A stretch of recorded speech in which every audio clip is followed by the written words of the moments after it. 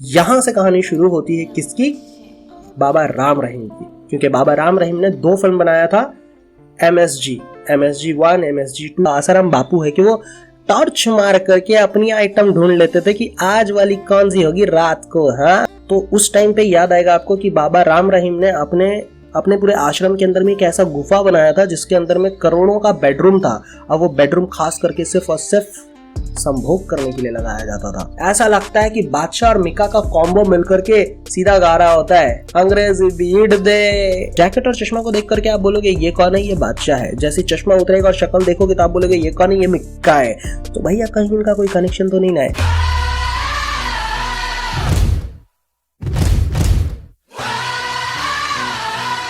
इस हफ्ते 28 अगस्त को जो है MX प्लेयर पे फ्री में रिलीज किया गया है आश्रम। आप चाहो तो फ्री में जाके देख सकते हो, पर इसको देखने के लिए आपके पास टाइम काफी लंबा होना चाहिए। क्योंकि मिनिमम अगर आप बिना हिले डुले अगर इसको देखें तो कम से कम आपको 7.5 से 8 घंटे का टाइम लगने वाला है। क्योंकि हर एक एपिसोड 47 मिनट टू 45 मिनट के बीच में का है। हाँ, मैंने उल्टा तो नहीं ना बोल दिया, 45 टू 47 मिनट का है। और ये टोटल एपिसोड जो है कुल मिलाकर के 9 एपिसोड है। और ये 9 एपिसोड आपको कहीं पे भी बोर नहीं करेगी।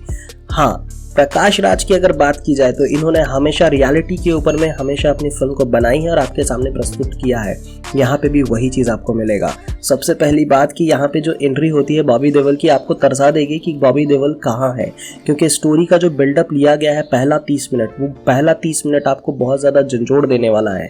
यहाँ पे आपको दिखाया जाएगा कि एक लड़की जो है आश्रम में है कैद, और उस लड़की को जो है 2 लोग आते हैं उठाने के लिए कि चलो तुम्हें बुलाया गया है। पर जब वो उठाने की कोशिश करते तो देखते हैं कि बेड पे वो लड़की है ही नहीं, और वही लड़की जो है अचानक पीछे से आके वार कर देती है और फिर वहां से जो है आश्रम से वो भाग निकलती है।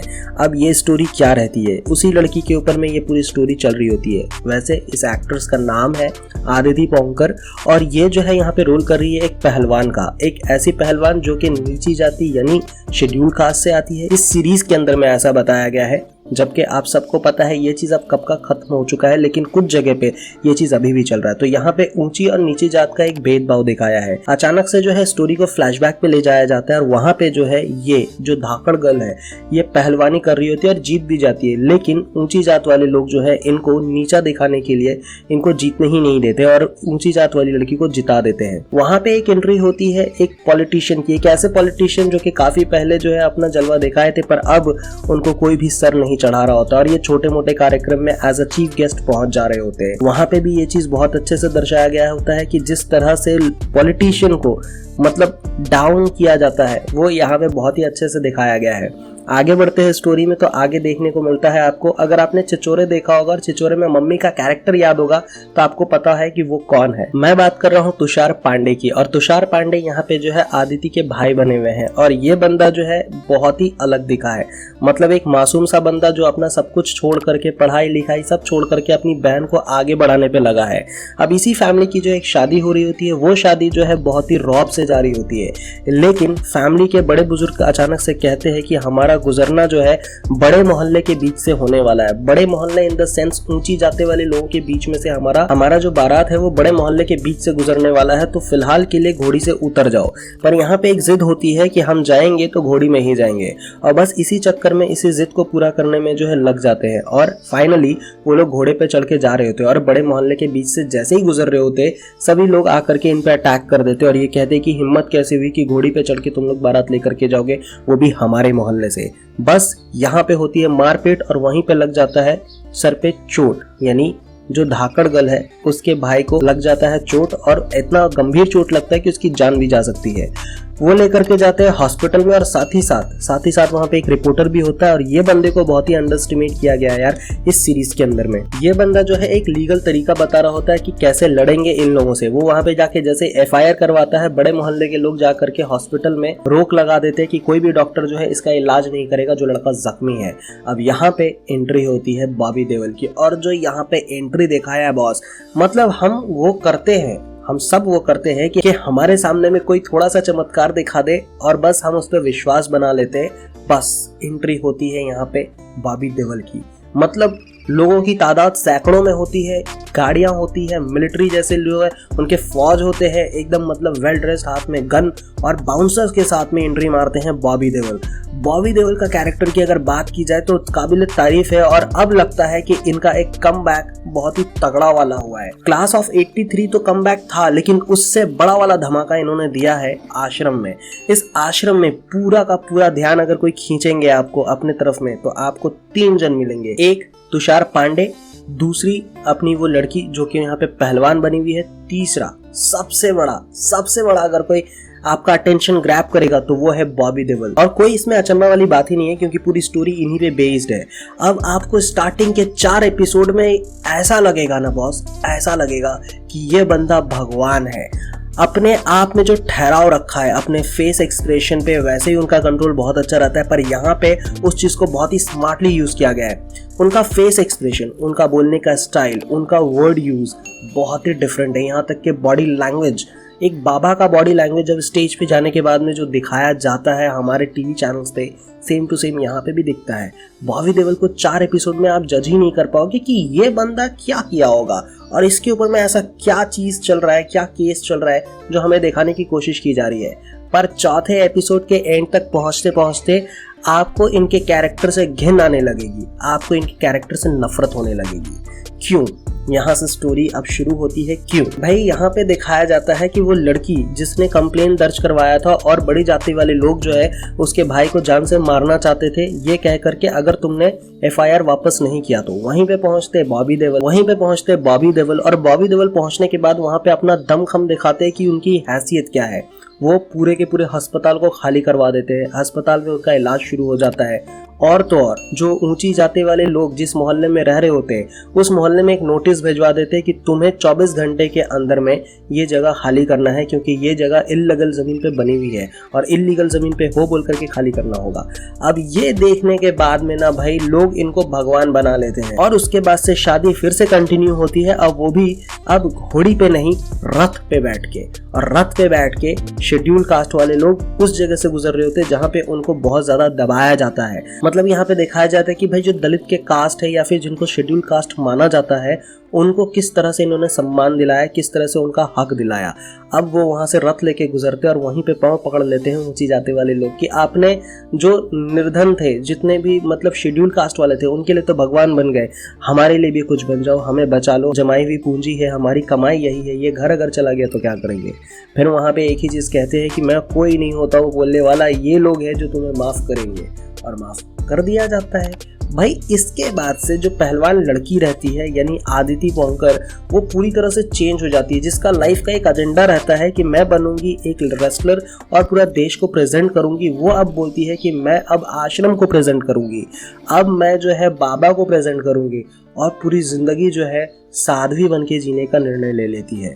और ये सारी चीज़ें छुप छुप कर होता है। फिर अचानक से भाई को भी पता चलता है, भाई ये देख करके हिल जाता है कि ये लाइफ का जो पूरा एजेंडा कैसे चेंज हो गया, तू ऐसे कैसे कर सकती है। फिर धीरे धीरे जो उसका भाई भी भक्त बन जाता है और भक्त बनने के बाद सबसे बड़ी कॉमेडी क्या होती है पता है? कि सभी लोग कुछ ना कुछ त्याग कर रहे हैं, तुम क्या त्याग करोगे? ये भाई साहब भी कहते हैं हाँ भाई मेरे पास धन दौलत तो कुछ भी नहीं है, मैं त्याग करूंगा तो क्या करूंगा, और किस तरह से खुद को शुद्ध मान सकता हूँ, किस तरह से मैं मान सकता हूँ कि हाँ मैं दुनिया के लिए कुछ करना चाहता हूँ, पूरी दुनिया को मतलब दिखा सकूं कि मैं कुछ करना चाहता हूँ धार्मिक लेवल पे आकर के। तो भाई यहाँ पे इनको कहा जाता है कि तू खुद को त्याग कर। भाई मैं तो कंफ्यूज हो जाता हूँ कि ऐसा क्या होने वाला है। और उसके बाद से उनको ये कहा जाता है कि तू शादी कर, उससे शादी कर जिसको पूरी दुनिया ने जो है पीड़ित किया है, पूरी दुनिया ने जिसको ठुकराया है, तो उससे शादी कर। मैं सोच में पड़ जाता हूँ कौन ऐसे लोग होंगे जिनको मतलब पूरी दुनिया ने दबाया है। शादी करवाई जाती है प्रॉस्टिट्यूट से। वो सारी प्रॉस्टिट्यूट जो अपने मर्जी से चला रही होती है या फिर अपनी मर्जी के खिलाफ भी धंधा चला रही होती है, उनका लगाया जाता है मतलब एक सामूहिक विवाह, और नंबर के थ्रू जो है आपको कोई भी मिल सकती है। और उस जगह पे थोड़ा कॉमेडी सीन है जिसको देख करके आपको हंसी आ जाएगी। वो सीन जब आप देखोगे तो वहाँ से एक टर्निंग पॉइंट दिखेगी इस पूरी स्टोरी में। आगे चल के ये होता है कि भाई साहब को कुछ और भी त्याग करना पड़ता है। हाँ, वो यंत्र त्याग करना पड़ता है जिस यंत्र से हमारा रिप्रोडक्टिविटी हो रहा होता है, मतलब हम बच्चे पैदा कर रहे होते हैं। तो इनको कहा जाता है तुम अपने टांगों के बीच के वो चीज को त्याग दो, क्योंकि यही वो चीज है जो तुम्हें सफलता से रोकती है, यही वो चीज है जो तुम्हें तुम्हारे लक्ष्य से भटका देती है। तुम बहुत ही ज्यादा इमोशनल हो जाते हो, तो पूरी दुनिया को बहकाने का, पूरी दुनिया में पाप बढ़ने का अगर जड़ है तो वो यही है, कटवा दो। भाई साहब कटवा भी देते हैं। कटवाने के बाद उसको पता चलता है कि मैंने क्या त्यागा है, और वहां पे आकर के कहते हैं कि देखो भाई तुम अकेले नहीं हो जो तुमने ये किया है, मैं खुद ऐसा हूँ। भाई ये सुन करके तो भाई का ब्रेन और ज्यादा वॉश हो जाता है। उसके बाद से जब बीवी के पास जाता है, कार्यक्रम शुरू होता है जोर जबरदस्ती में, तो बीवी जब अंदर में हाथ बढ़ाती है तो भाई साहब का काजू और केला दोनों गायब रहता है, यहाँ तक कि रसगुल्ले भी नहीं मिलते शायद। सीरियसली भाई गायब दिखता है, ये देख के हिल जाती है, फिर बोलती है अच्छा तो तुमने त्याग दिया तो हमारे बच्चे कैसे होंगे, हम अपना संसार कैसे आगे बढ़ाएंगे। ये सुन करके हमारी मम्मी जो है ना वो कंफ्यूज हो जाता है, साला सच में यार मैंने त्याग तो दिया है, ये साला क्या हो गया। ठीक है, तो भाई हो जाता है ऐसा। अब आगे बढ़ते हैं कहानी पे, तो आगे बढ़ने के बाद पता चलता है भाई साहब को प्रमोशन दिया जाता है और उसकी बीवी को रात को बुला करके लड्डू खिलाया जाता है। और लड्डू खिलाने के बाद जो कार्यक्रम होता है, हाँ मतलब बॉबी देओल इस एज में आकर के लिप लॉक, बेड सीन और बहुत ही ज्यादा इंटीमेट वाला सीन है। बहुत मतलब पलंग हिल रहे होते बाबा पूरा पलंग हिला चुके होते हैं, जो पूरी दुनिया को ज्ञान दे रहे होते हैं कि भाई ये सब करना पाप है, आप इन सारी चीजों के माया जाल में फंस चुके हो, तो खुद इस माया जाल में फंसे हुए हैं। कहानी का एक दूसरा भाग ये दिखाया जाता है कि भाई एक पुलिस कमिश्नर है जो कि भाई लड़की के सामने में ढेर हो जाता है, यानी लड़की का सब कुछ देख करके बंदा पूरा पिघल सा जाता है, और फिर दे परफॉर्मेंस क्या परफॉर्मेंस दिया जाता है। एक टाइम के लिए आप भी बोलोगे सीन बदला जाए सीरियसली। तो बाबा का यहाँ पे रियलिटी 1 by 1 दिखाया जाता है, और इसके अंदर में वो कॉलेज चला रहे हैं, यहाँ तक कि स्पोर्ट क्लब चला रहे होते हैं, वृद्धा आश्रम भी है, मतलब जहाँ पे विधवा आती हैं, इसके अलावा ओल्ड एज होम है, यहाँ तक कि मोमबत्ती का फैक्ट्री है। हर एक चीज में बाबा इन्वॉल्व है, हर एक चीज में वो हर एक चीज कर रहे हैं जो कि एक बिजनेसमैन कर रहा होता है। पानी से लेकर लड्डू तक, मोमबत्ती से लेकर बड़े प्रोडक्ट तक सब कुछ बिक रहा होता है, और यहाँ पे जो भी आता है उसके गले में एक माला पहना दिया जाता है। ये स्टोरी को देखने के बाद में आपको लगेगा कि ये स्टोरी शायद आसाराम बापू की है या फिर वो राम रहीम इंसान की है, क्योंकि ये स्टोरी का जब भी सेक्सुअल पार्ट दिखाया जाता तो ऐसा लगता है कि ये राम रहीम वाला केस है, क्योंकि यहाँ पे कॉलेज गर्ल्स को ला करके सिखाने का, पढ़ाने का, ये सारी चीज़ों की जिम्मेदारी उठाने का ढोंग रचा जाता है, जो कि काफ़ी टाइम तक चलता भी है। पर जिस दिन बाबा का मूड होता है, बाबा बुलाते हैं, हिप्नोटाइज करते हैं और फिर दे पे लंपाल, मतलब आप सोच नहीं सकते क्या क्या हो रहा है। तो उस टाइम पे याद आएगा आपको कि बाबा राम रहीम ने अपने पूरे आश्रम के अंदर में एक ऐसा गुफा बनाया था जिसके अंदर में करोड़ों का बेडरूम था, और वो बेडरूम खास करके सिर्फ और सिर्फ संभोग करने के लिए लगाया जाता था। अब यहाँ पे बाबा की पॉलिटिक्स दिखाने की बात आती है कि बाबा कभी किसी को हाथ नहीं लगाते, और ना ही उनके कोई बंदे उनको हाथ लगाते। फिर से ध्यान दो कि यहाँ पे बाबा पे कोई भी लीगल केस नहीं कर सकता, क्योंकि आप प्रूफ ही नहीं कर पाओगे कि ये सारा चीज बाबा ने किया है।